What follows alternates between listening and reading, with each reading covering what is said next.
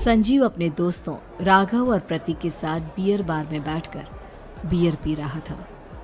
संजीव आज बहुत खुश लग रहा था। अरे यार, आज की पार्टी में तो मजा आ गया। तुम दोनों दोस्तों के साथ तो मेरी जिंदगी इतनी अच्छी है कि क्या बताऊं कितनी अच्छी है। अरे भाई, अब दोस्ती की है तो जीना मरना सब साथ में। हाँ अरे यार सुनो, जल्दी से एक बियर और ऑर्डर करते हैं ना, एक आखिरी, और उसके बाद ये जश्न यहीं खत्म हो जाएगा। अरे हाँ, क्यों नहीं। वेटर, जल्दी से 2 बियर की बोतल लेकर आओ। आज मेरे दोस्तों को जश्न मनाना है, क्यों? इतने में वहां पर एक बहुत सुंदर लड़की छोटे छोटे कपड़े पहनकर हाथ में बियर की बोतल लेकर उसके पास आती है। ये लीजिए, आपने बियर ऑर्डर की थी ना, मैं लेकर आ गई। क्या बात है यार, इस बार की वेटर तो बड़ी सुंदर है। अब बियर लेकर आई हो तो अपने हाथों से ही पिला दो ना। हाँ, क्यों नहीं, जैसा आप बोलोगे मैं वैसा ही करूँगी। क्या बात है यार, अब तो लगता है रोज यहीं आना पड़ेगा। उसके बाद वो लड़की उन तीनों को बियर सर्व कर देती है।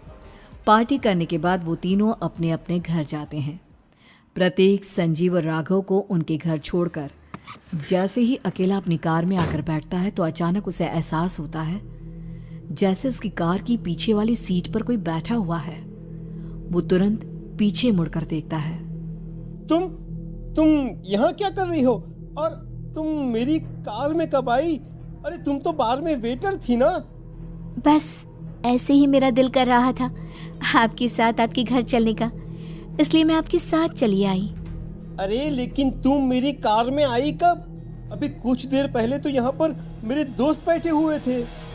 प्रतीक के इतना बोलते ही उस लड़के का चेहरा खतरनाक तरीके से बदल जाता है। उसकी आंखें पत्थर की तरह सफेद और पूरे शरीर पर नीली नीली नसें उभर आती है। गाड़ी चलाओ, पूरी स्पीड में चलाओ, और अगर तुमने गाड़ी रोकने की कोशिश भी की तो मुझसे बुरा कोई नहीं होगा। डर की वजह से प्रतीक के पसीने छूटने लगते हैं। उसका शरीर बुरी तरह से कांप रहा था। प्रतीक बिना कुछ सोचे समझे कार को फुल स्पीड से चलाना शुरू करता है। चलते चलते वो शहर से दूर एक पहाड़ी पर पहुंच जाता है और सामने अब सिर्फ पहाड़ी का किनारा दिख रहा है, जिसे देख प्रतीक घबराकर अचानक से कार को ब्रेक लगाता है। देखो, मुझे छोड़ दो मुझे। अगर मैंने गाड़ी जरा सी भी आगे बढ़ाई तो हम दोनों नीचे गिरकर मर जाएंगे। ये तो तुम्हें पहले सोचना चाहिए था ना। अब कुछ नहीं हो सकता।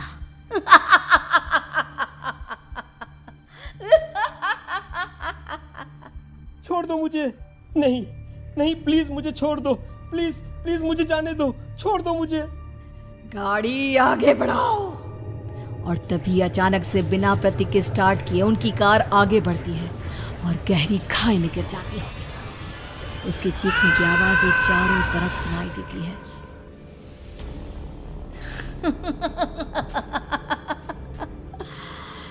तुझे मारकर मेरे कलेजे में जल रही आग को थोड़ी शांति तो मिल गई, लेकिन अभी ये कहानी खत्म नहीं हुई।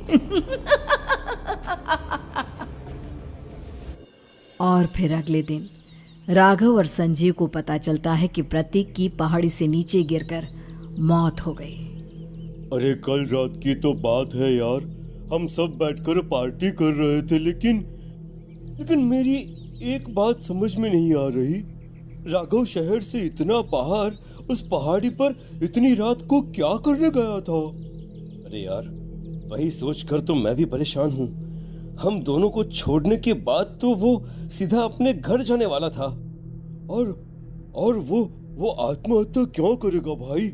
कल रात तक वो कितना खुश था, हमारे साथ सेलिब्रेट कर रहा था। हाँ, लेकिन पुलिस ने तो यही कहा है कि प्रतीक ने अपनी कार को जानबूझकर पहाड़ी से नीचे गिरा दिया और आत्महत्या कर ली। अरे यार संजीव, मेरी तो कुछ भी समझ में नहीं आ रहा है। चल ठीक है, अब मैं अपने घर जाता हूँ। Okay, bye. राघव अपने घर में अकेला था। दोपहर का वक्त था।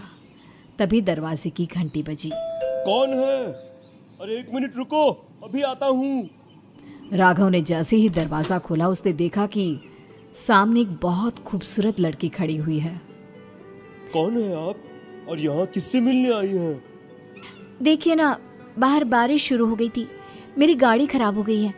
आपका घर नजर आया तो सोचा कुछ हेल्प ले लेती हूँ। क्यों नहीं, आइए ना, आइए आइए। मेरे कपड़े पूरे भीग चुके हैं, क्या आपके पास टॉवल मिलेगा प्लीज? राघव अपने बाथरूम से एक टॉवल लाकर उस लड़की को देता है। थैंक यू सो मच, अब मैं चलती हूँ। अरे इतनी क्या जल्दी है? आप चाहे तो बारिश रुकने तक यहाँ पर रुक सकती हैं। हाँ। लड़की ने पलटकर राघव की तरफ देखा। नहीं, मुझे जाना होगा, मेरा काम बाकी है। और वो वहां से चली गई। उस लड़की के जाने के बाद राघव अपने बाथरूम में नहाने के लिए गया और जैसे ही उसने बाथरूम में देखा तो उसका टॉवल वहीं पर लटका हुआ था। उसने टॉवल हाथ में लिया तो देखा कि उसका पूरा टॉवल खून के धब्बों से सना हुआ है। अरे अरे ये क्या? ये टॉवेल तो मैंने उस लड़की को दे दिया था। ये वापस मेरे बाथरूम में कैसे आ गया? और इस पर ये खून के धब्बे कहां से आ गए? राघव ने आईने में देखा तो उसकी गर्दन पर एक बड़ा सा चाकू का कट लगा हुआ था जिससे खून बह रहा था, जिसे देख राघव के होश उड़ गए। हाँ, अरे ये क्या? मेरी गर्दन इतनी ज्यादा कटी हुई है और मुझे दर्द भी नहीं हो रहा है। ये क्या हो रहा है मेरे साथ? राघव घबराकर बाथरूम से बाहर आया और अपना मोबाइल उठाकर उसने संजीव को फोन लगाया। संजीव जल्दी से मेरे पास आ जाओ। मुझे लगता है कुछ बहुत बड़ी गड़बड़ है, जल्दी आ जाओ। उधर से आवाज आई, लेकिन वो आवाज संजीव की नहीं बल्कि एक लड़की की थी। कुछ अजीब नहीं हुआ है, बस तुम्हारी मौत तुमसे मिलने आई थी और तुम्हें मारकर चली गई। अब तुम इस दुनिया का हिस्सा नहीं हो राघव, इसलिए तुम्हें अपनी गर्दन के कटने का दर्द भी महसूस नहीं हो रहा। नहीं, ऐसा नहीं हो सकता, ऐसा नहीं हो सकता। कौन हो तुम? तुम्हारी मौत। अब संजीव के पास खबर पहुंचती है कि राघव ने अपने ही घर में चाकू से गर्दन काटकर आत्महत्या कर ली।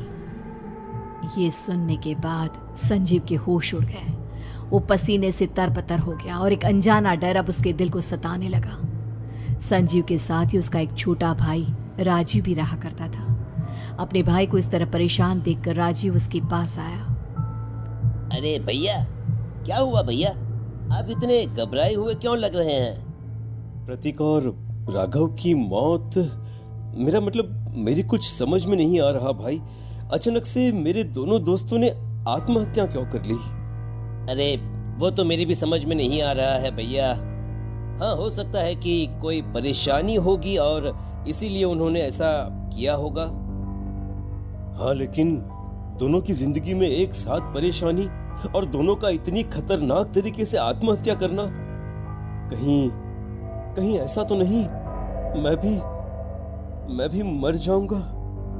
अरे आप ऐसी बातें क्यों कर रहे हैं भैया? वैसे ही मैं इतना परेशान हूँ। जब से अंजलि ने मेरा साथ छोड़ा है तब से सब कुछ बहुत अजीब सा हो गया है।